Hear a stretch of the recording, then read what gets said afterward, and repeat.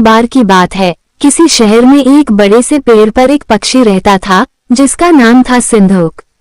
सबसे चौंकाने वाली बात यह थी कि उस पक्षी का मल सोने में बदल जाता था। यह बात किसी को भी पता नहीं थी। एक बार उस पेड़ के नीचे से एक शिकारी गुजर रहा था। शिकारी उस पेड़ के नीचे आराम करने के लिए ठहरा। वो आराम कर ही रहा था कि इतने में सिंधुक पक्षी ने उसके सामने मल त्याग कर दिया। जैसे ही पक्षी का मल जमीन पर पड़ा, वो सोने में बदल गया। यह देखते ही शिकारी बहुत खुश हुआ और उसने उस पक्षी को पकड़ने के लिए जाल बिछाया।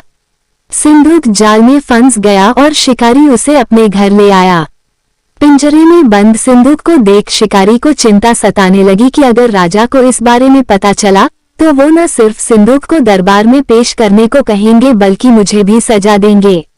यह सोचकर डर के मारे शिकारी ने खुद ही सिंधुक को राज दरबार में पेश कर राजा को सारी बात बताई।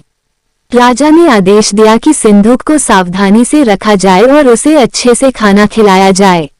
ये सब सुनने के बाद मंत्री ने राजा को कहा, आप इस बेवकूफ शिकारी की बात पर भरोसा मत कीजिए। तभी ऐसा होता है क्या कि कोई पक्षी सोने का मल त्याग करे। इसलिए अच्छा होगा कि इसे आजाद करने का आदेश दे। मंत्री की बात सुनकर राजा ने चिड़िया को आजाद करने का आदेश दिया। सिंधुक उड़ते उड़ते राजा के दरवाजे पर सोने का मल त्याग करके गया।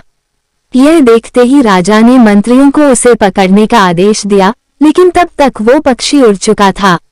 उड़ते उड़ते सिंधुक कह गया, मैं बेवकूफ था जो शिकारी के सामने मल त्याग किया। शिकारी बेवकूफ था जो मुझे राजा के पास ले गया। राजा बेवकूफ था जो मंत्री की बात में आ गया। सभी बेवकूफ एक जगह ही हैं।